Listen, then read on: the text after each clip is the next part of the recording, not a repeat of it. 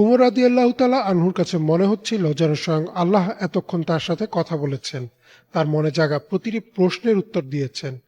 তার মনে ইসলাম প্রবেশ করল ঠিকই, কিন্তু তিনি তখনও ইসলাম গ্রহণ করলেন না। এর বেশ কিছুদিন পর আবু জাহেল ঘোষণা দিল, যে মোহাম্মদ সাল্লাল্লাহু আলাইহি সাল্লামকে হত্যা করতে পারবে তাকে সে 100 উট ও রূপা পুরস্কার দিবে। এটা শুনে উমর রাদিয়াল্লাহু তাআলা আনহুর মনে লোভ জাগে। তিনি খোলা তলোয়ার হাতে নিয়ে রওনা হলেন মহানবী সাল্লাল্লাহু আলাইহি সাল্লামকে হত্যা করতে। পথে তার সাথে দেখা হলো নুয়াইম ইবনে আব্দুল্লাহর সাথে। তিনি রাসূল সাল্লাল্লাহু আলাইহি সাল্লামকে রক্ষা করার জন্য উমর রাদিয়াল্লাহু তাআলা আনহুকে বললেন, মুহাম্মদ সাল্লাল্লাহু আলাইহি সাল্লামকে হত্যা করার আগে তুমি নিজের বাসার খবর নাও। তোমার বোন আর বোনের স্বামীও তো ইসলাম কবুল করেছেন। এই কথা শুনে উমর রাদিয়াল্লাহু তাআলা আনহু রেগে গেলেন আর তার বোনের বাসার দিকে রওনা হলেন। বোনের বাসায় এসে দরজার বাইরে থেকে শুনলেন তার বোন আর বোনের স্বামী কোরআন পড়ছিলেন। তিনি প্রচন্ড রাগে বাসার ভেতরে ঢুকলেন। তখন তাদের সাথে উমর রাদিয়াল্লাহু তাআলা আনহুর কিছুটা ধস্তাধস্তি হলো। এতে তার বোন মাথায় আঘাত পান আর রক্ত বের হতে থাকে। বোনের মাথায় রক্ত দেখে তার মন কিছুটা শান্ত হয়।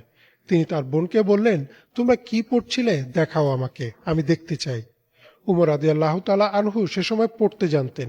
তিনি কোরআন হাতে নিয়ে সূরা তহা পড়লেন। পরেই তিনি বুঝে গেলেন যে এটাই সত্য। বোনের বাসা থেকে বের হয়ে সোজা চলে এলেন মহানবী সাল্লাল্লাহু আলাইহি সাল্লামের কাছে।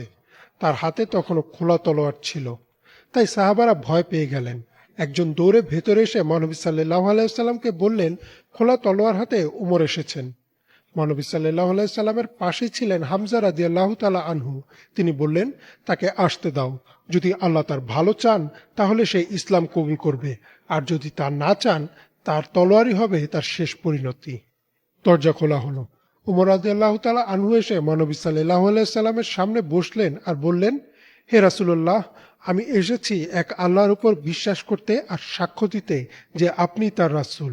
এ কথা শোনার পর মহানবী সাল্লাল্লাহু আলাইহি সাল্লাম এত জোরে আল্লাহু আকবার বলে চিৎকার দিলেন যে বাসার সবাই বুঝে যায় যে উমর রাদিয়াল্লাহু তাআলা আনহু ইসলাম গ্রহণ করেছেন। উমর রাদিয়াল্লাহু তাআলা আনহুর ঘটনা ছাড়াও এমন আরো অনেক ঘটনা আছে ইতিহাস জুড়ে, যেখানে ইসলামের ঘোরতর শত্রুরাও ইসলামের সৌন্দর্যে মহান আল্লাহর কাছে আত্মসমর্পণ করেছেন।